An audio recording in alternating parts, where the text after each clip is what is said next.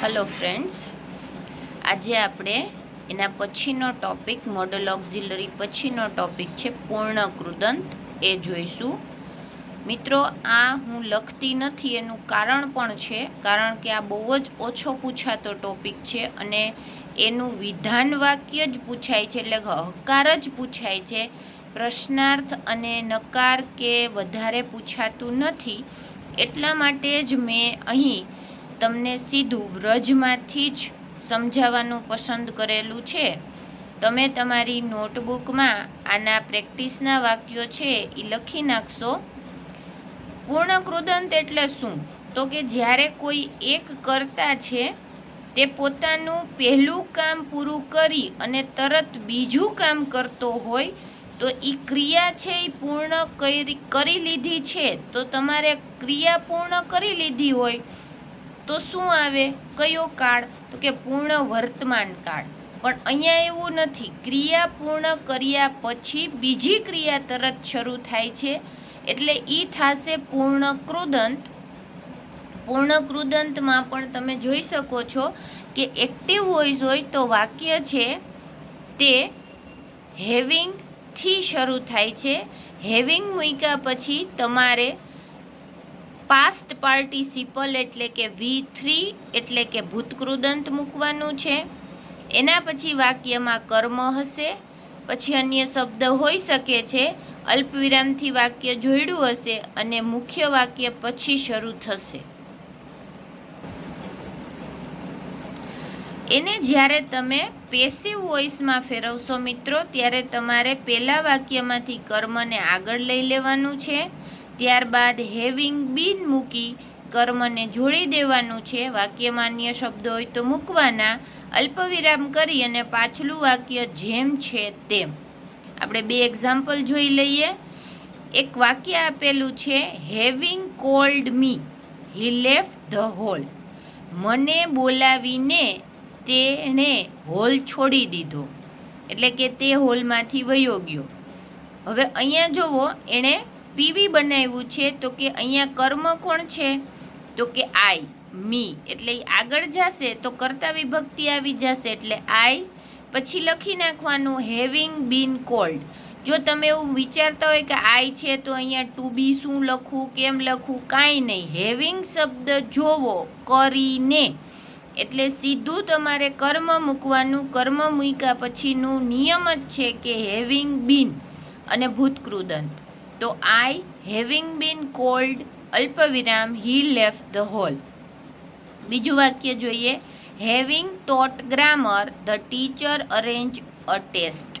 એનું પેસિવ કરશું તો અહીંયા કર્મ શું થાય છે? Having taught grammar. તો ગ્રામર છે એ કર્મ છે, તો એને આગળ લઈ લ્યો. ગ્રામર આગળ વયું ગયું, એના પછી આવશે હેવિંગ, પછી ફરજિયાત શબ્દ બીન અને ટોટ. ગ્રામર હેવિંગ બીન ટોટ અલ્પવિરામ the teacher arrange a test. એવી જ રીતે અહીં વાક્યો છે, એમાંથી પહેલાં 3 વાક્ય હું કરું છું, બાકીના બધા જ એક્સરસાઇઝ 17 ને 18 તમારે કરવાની છે. As it is my mistake yesterday perfect model ઓક્ઝિલરીઝના એક્સરસાઇઝ નંબર 15ના જેટલા ટીક નથી કરેલા એ બધા જ વાક્યો છે એ તમે એક્સરસાઇઝ કરશો, અને એક્સરસાઇઝ 16 પેરેગ્રાફ છે એ પણ આખું કરશો. ફોટો આજે હું મોકલાવી દઈશ. એના પછીના પહેલા 3 વાક્ય છે એ જોઈએ. Having visited Manali we left for Simla. તો આગલા વાક્યમાં કર્મ શું છે? તો કે મનાલી. તો મનાલીને આગળ લઈ લ્યો. કર્મ આગળ વયું ગયું, પછી તમારે શું મૂકવાનું છે? મનાલી હેવિંગ બીન વિઝિટેડ અલ્પવિરામ વી લેફ્ટ ફોર સિમલા. હવે બીજું વાક્ય છે તમારી સામે, having finished my work I went to bed. એમાં તમારું કર્મ શું છે? તો કે માય વર્ક. એના પછી તમારે શું મૂકવાનું છે? હેવિંગ, ફરજિયાત શબ્દ બીન અને V3 છે ફિનિશ્ડ અલ્પવિરામ, પાછલું વાક્ય જોડી દો આઈ વેન્ટ ટુ બેડ.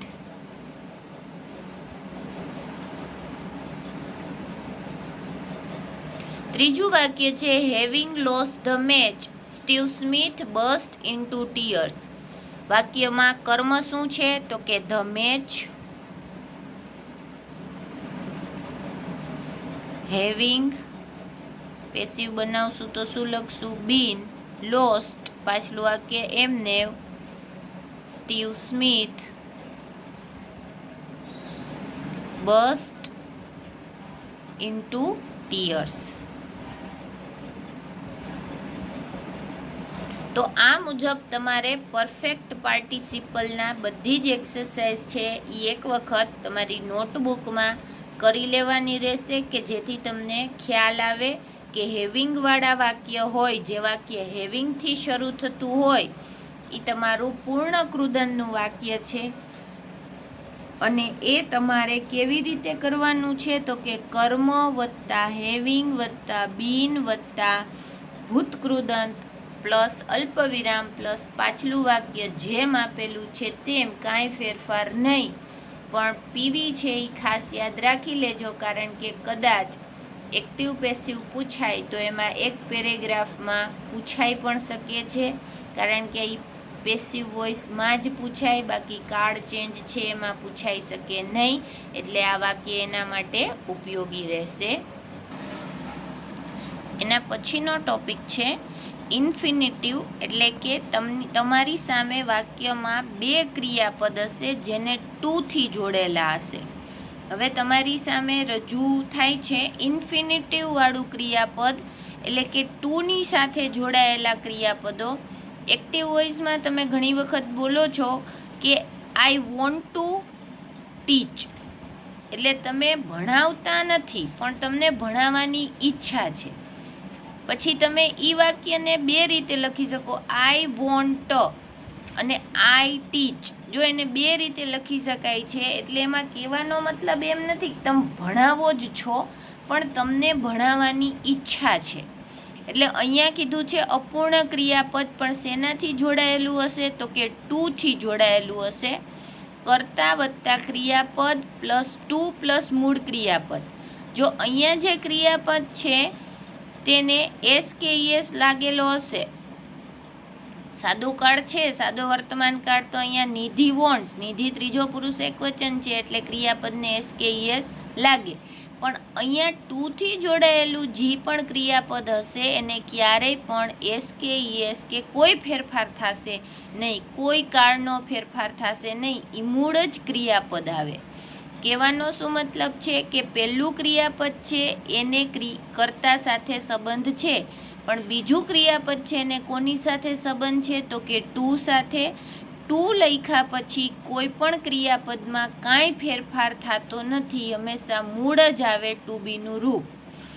આ વાક્ય તમને ક્યારેક પૂછાય છે, એટલા માટે તમને આ પ્રેક્ટિસ છે એ કરવી જરૂરી છે. અહીંયા પણ પેસિવ વોઇસમાં ક્યારેક આ પૂછાઈ શકે છે, કાર્ડ ચેન્જમાં પૂછાઈ શકે એવી શક્યતા ઓછી છે. એટલે કે એનું પેસિવ વોઇસ છે એ તમે જોઈ શકો છો. પેસિવ વોઇસ કરતા છે એ એમનેમ તમારે ફેરફાર ક્યાંથી લેવાનો છે એ પણ જોઈ શકો છો. કરતા છે, પહેલું ક્રિયાપદ છે એ પણ તમારે એમનેમ રાખવાનું છે, કાંઈ જ ફેરફાર નહીં. પછી કર્મને આગળ લઈ લ્યો, કર્મને આગળ લઈ લીધા પછી ટુ પ્લસ બી પ્લસ જે મૂળ ક્રિયાપદ છે એનું ભૂતકૃદંત, અન્ય શબ્દ હોય તો એમ. આપણે પ્રેક્ટિસ કરીશું. પહેલાં ઉદાહરણ જોઈ લ્યો. Kavya has to do a lot of work. અહીંયા બે રીતે વાક્ય બનાવ્યા છે એટલે બે વાક્ય તમારી સામે રાખું છું. Kavya has to do a lot of work, તો એને તમારે લઈ લેવાનું છે a lot of work has to be done by Kavya. હવે એ જ વાક્ય જો તમે અહીંયા જોતા હો તો શક્ય બનશે નહીં. તો તમે કેવી રીતે લેશો? તો કે Nidhi wants to buy a new dress. હવે તમે આની રીતે જો આને ફેરવશો તો વાક્ય બનશે નહીં. તો a new dress wants to be bought by Nidhi એવું આવે નહીં, પણ શું આવે? Nidhi wants a new dress to be bought. બરાબર છે? તો અહીંયા બે રીતે વાક્ય બની શકે છે. તમારે પ્રેક્ટિસ કરવાની છે. પહેલાં 5 વાક્યની પ્રેક્ટિસ તમારી સામે કરું છું. બીજા વાક્ય છે એ તમે તમારી નોટબુકમાં કરી લેશો.